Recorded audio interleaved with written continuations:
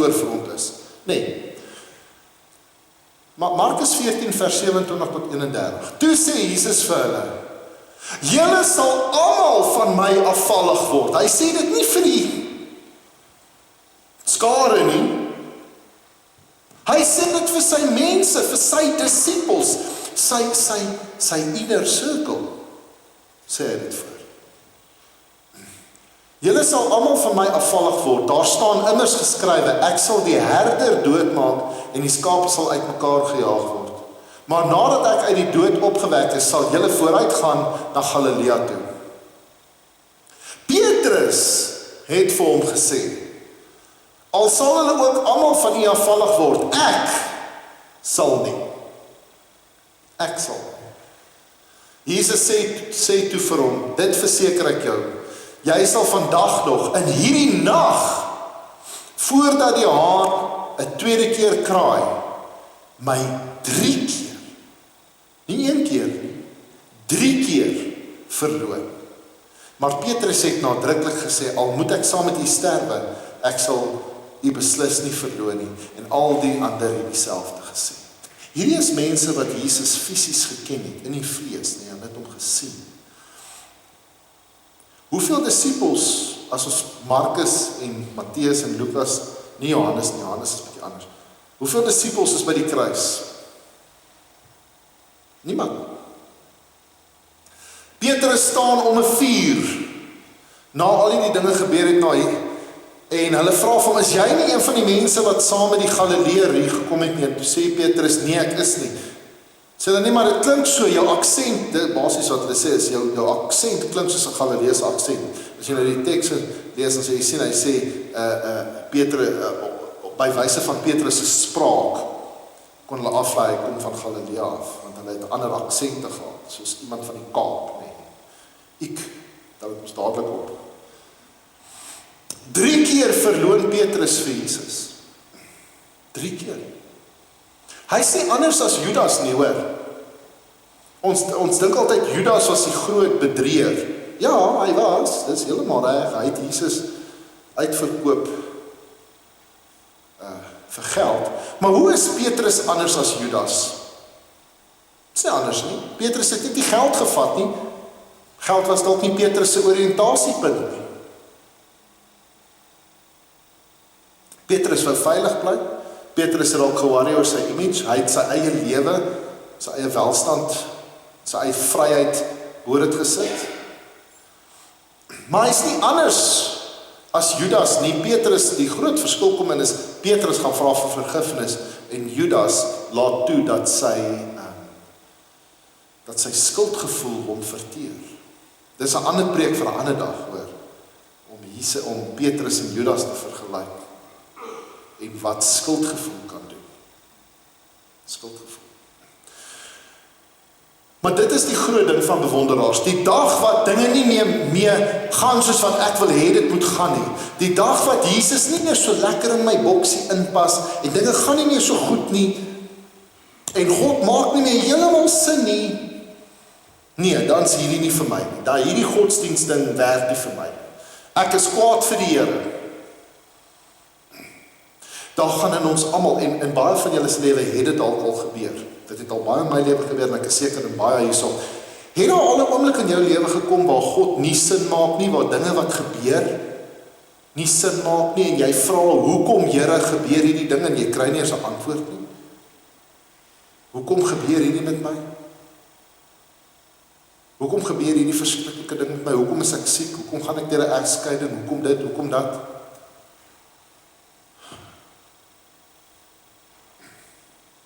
En jy kry nie antwoord nie.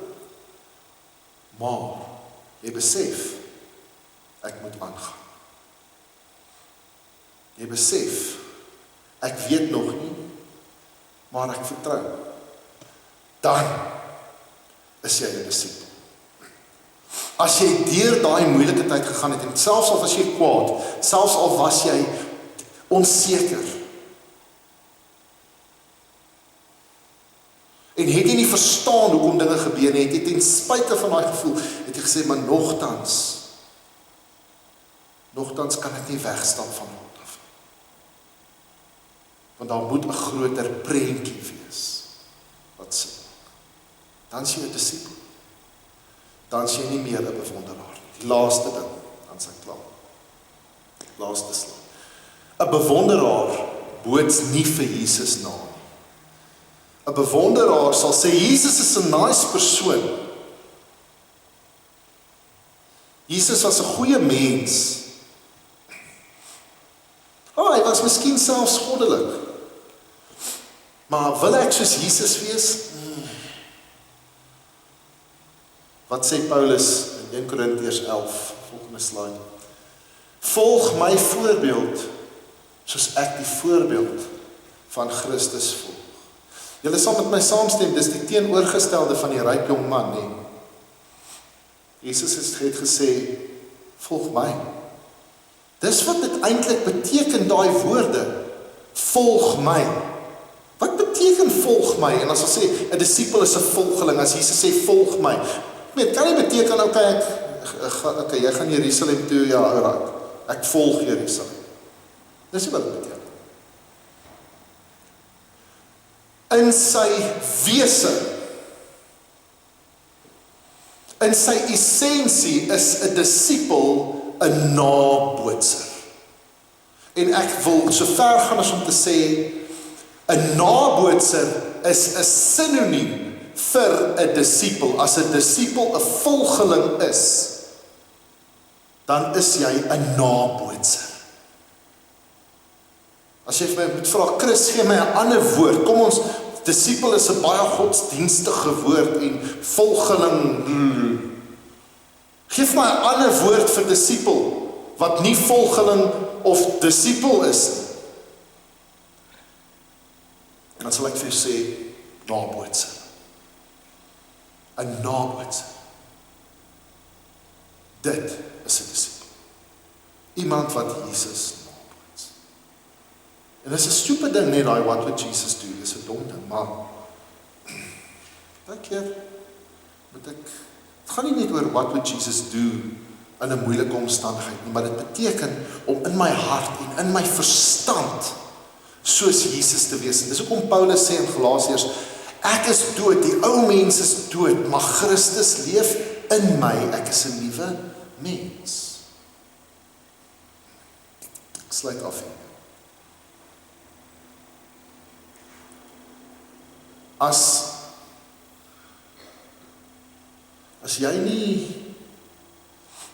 As jy nog 'n bewonderaar is,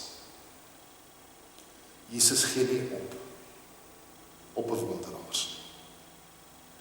Om 'n bewonderaar te wees is eintlik die eerste stap. Dis nie 'n slegte ding om 'n bewonderaar te wees, dit is eintlik reg. Maar dis nie genoeg nie. Dan sien jy nog die ryk jong man wat alles reg doen, maar hy het nog nie sy oriëntasiepunt verander. Miskien is jou lewe bietjie te mekaar. Miskien ken jy iemand wat se lewe te mekaar is. As jou lewe partykeer bietjie te mekaar voel en jy kan nie verstaan hoekom dit so te mekaar gaan nie, en as jy buite in die wêreld tussen mense kyk vir jou en jy gesels met mense, lyk jy okay en jy lyk agter mekaar en alles lyk fyn, maar agter in jou wese, as jy jou kamerdeur toemaak, as jy alleen is jy eintlik so te mekaar, jy weet nie of jy kom of gaan nie, en alles oorweldig jou werk, geld, kinders, wat ook al, vriende, siekte, alles oorweldig jou. Jy weet nie hoekom dit net so te mekaar is. Dit kan dalk wees dat jou oriëntasiepunt verkeerd is. Maak jou oriëntasiepunt Jesus. Draai dit net. Maak 'n groot verskil. Maak 'n groot verskil. Dit beteken nie jy gaan perfek wees nie. Dit beteken nie daar gaan nie probleme kom nie. Ek hoef dit nie vir jou te sê nie. Maar maak Jesus jou middelpunt. Moenie worry oor wat mense van jou sê. Maak God die middelpunt van jou lewe. Kyk net hoe dit wat jy mekaar vandag is, agter mekaar val. Stadig maar seker. Kom ons bid saam. Here, baie dankie vir die geleentheid om hier saam te kon wees. Dankie, Here, dat ons hieroor kon dink en dat ons kan reflekteer oor wat dit beteken om 'n bewonderaar te wees vir disipel. En Here, hier is miskien mense hier vanmôre wie se lewens te mekaar is, en hulle sit hierso en niemand weet hulle lewens is te mekaar. Want dit is so moeilik, Here, om vir mense vandag te wys as dinge nie goed gaan.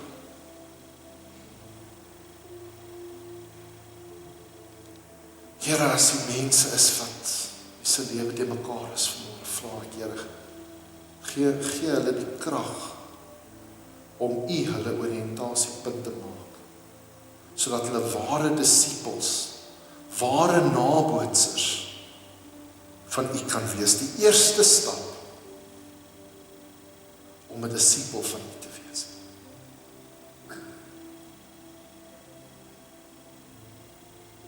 Dankie vir elke persoon. Help ons dat ons lewens agter mekaar kan kry. Dis nie genoeg om net bewonderaars te wees nie, Here. Want dan is ons net soos die ander. Ons wil disippels en nabootsers wees. Ons dank U hiervoor in Jesus naam. Amen.